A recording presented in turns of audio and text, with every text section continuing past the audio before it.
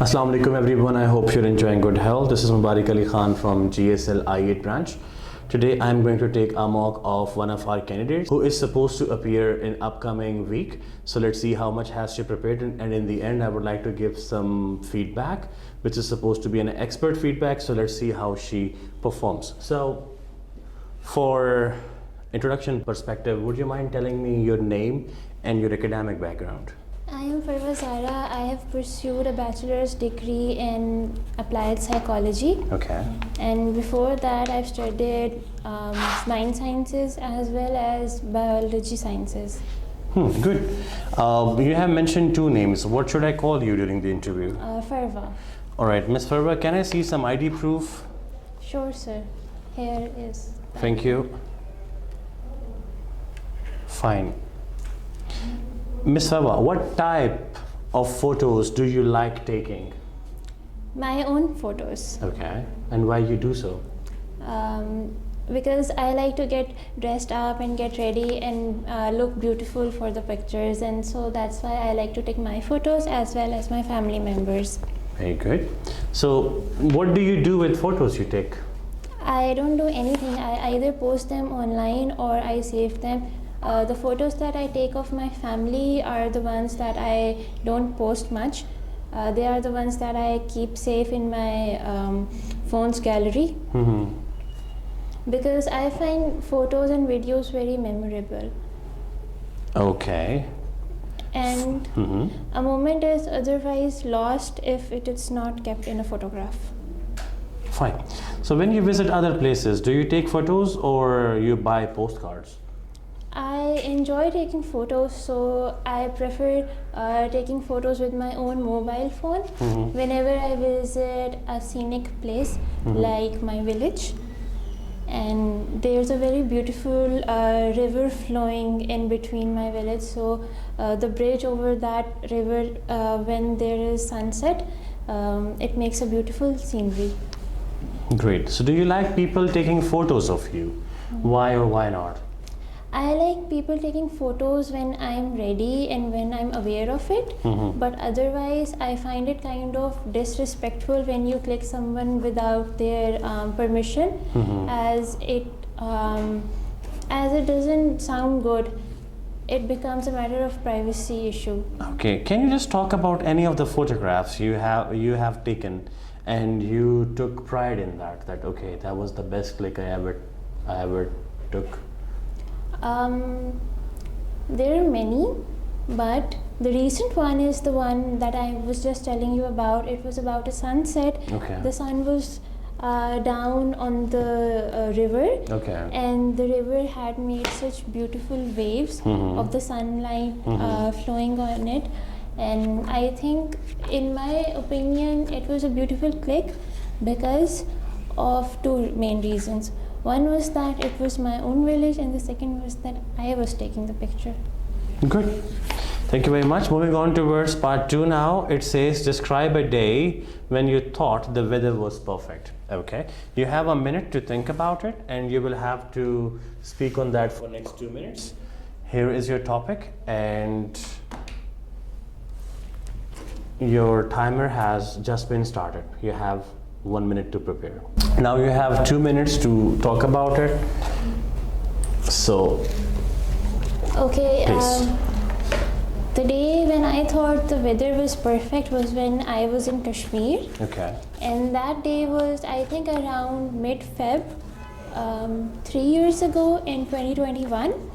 I was in Kashmir, capital Muzaffarabad city, and the weather was windy, kind of.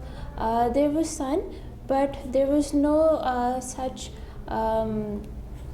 sunlight, direct sunlight, and there were clouds, and it was windy. It was perfect, in my opinion, because I could feel the cool breeze on my face.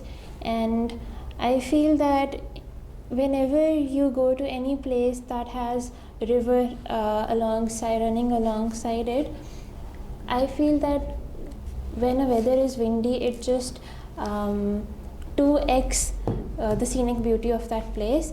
And it is perfect for sightseeing, strolling around the city, having a cup of tea, and because the weather is not too much hot or not too much cold, it is in the middle, so I find that weather balanced and perfect. Also, when I don't think that too much of any harsh weather is good for our health or our skin or our hair, and I think that the perfect weather only comes from any luck when you're traveling, because usually it happens that when you're traveling you don't get to enjoy the sight too much because of cold weather or too much sunlight. All right, I got my idea. Thank you very much. Moving on towards part 3 now. So, what types of weather do people in your country dislike most, and why is that? I think the weather that is disliked the most in my country is June, July's weather, that is extreme hot weather with too much sunlight on our heads, which basically causes heat stroke, dehydration, and moisture loss from the skin. Also, it leads to double electricity bills, which is not affordable by many people in our country.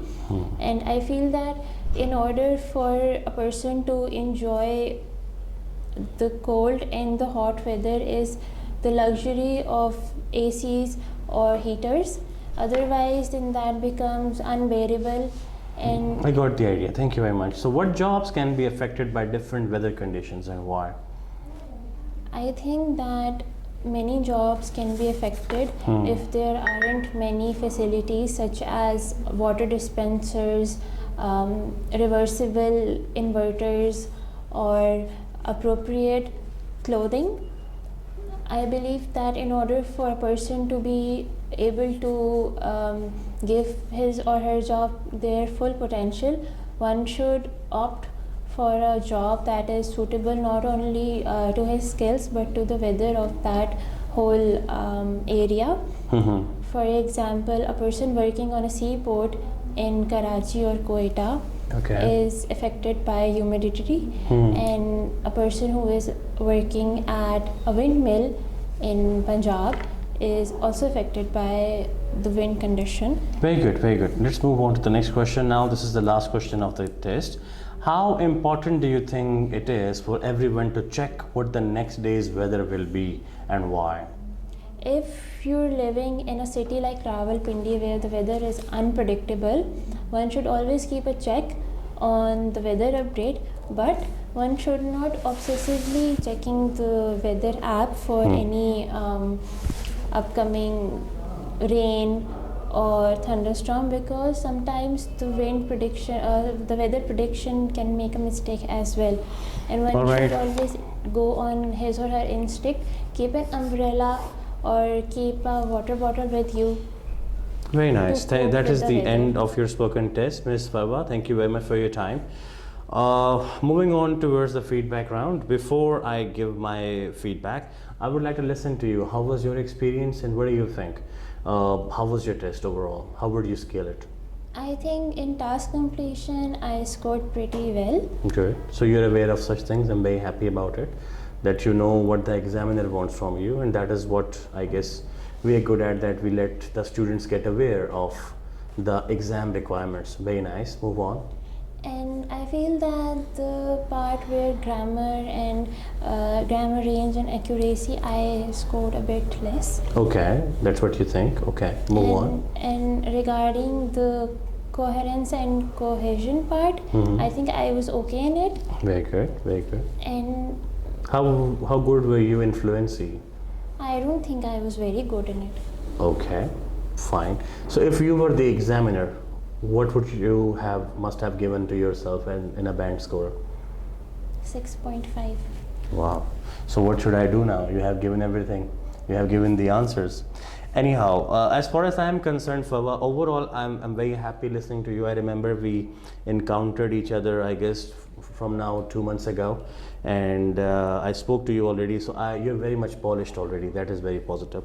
Overall, what examiner wants to have simply highlighted that, but I have a few things to add. I'm very big fan, or I'm very happy listening to your tone. You have a very sluggish. At the same time, you have the tone which appeals to the ear. That is very positive about you. You don't shout, you don't get super excited sometimes, but you go in a regular proper tone which is supposed to be done. I'm okay with the pronunciation part also. I did not find a problem in pronouncing words generally, other than the humidity you mentioned. So the rest was fine. For confidence, you're getting good grades, and I'm very happy with the friendly eye contact you develop with the examiner. That is very positive in your personality.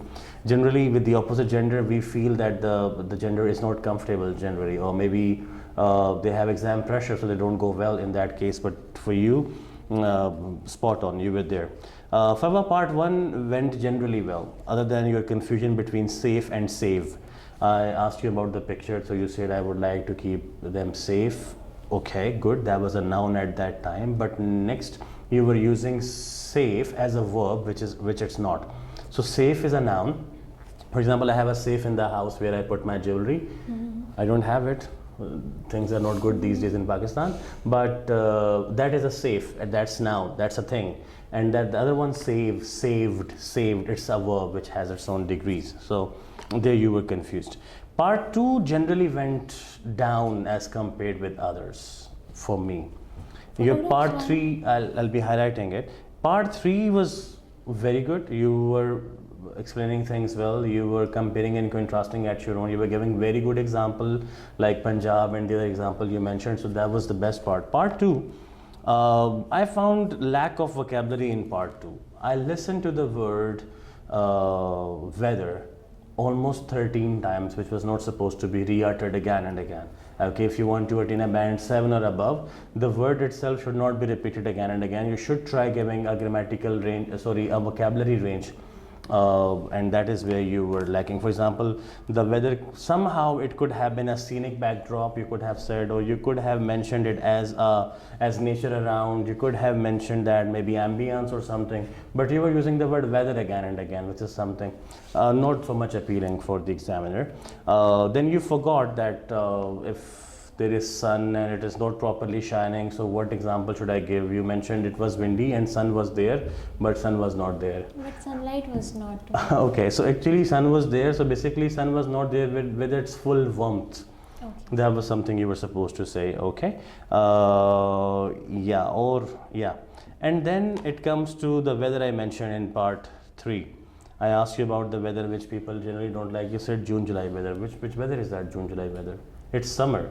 Yes. So you did not say summer, you said June, July weather. So June, July weather, maybe everywhere it's not the same as you think. And do not speak like Pakistani. Don't only give examples of Pakistan. Do not think like as a Muslim. Don't give examples of only Islam. Be a global citizen, as you would be in the future as you're taking IELTS. So try giving some general and out of Pakistan and out of Islam examples also. You did not give many examples from Islam, but still I mentioned that. So part 3 was very good. I could not find any mistake in that. If you would speak like this in your real exam, if I am not mistaken, and if I could have been your examiner, you could have grasped a band 7 easily. That is what I think you would be getting. So if you would speak like this, so let's see, what do you get in your real exam? If you are preparing for IELTS, TOEFL, PTE, OET, and you're trying to move abroad, maybe USA, UK, Canada, Australia, GSL I8 branch can help. And me, and including many students like Farwa, we are here to help. And then of course, you can be with us from IELTS to Flights. God bless Pakistan and GSL Pakistan. Bye-bye.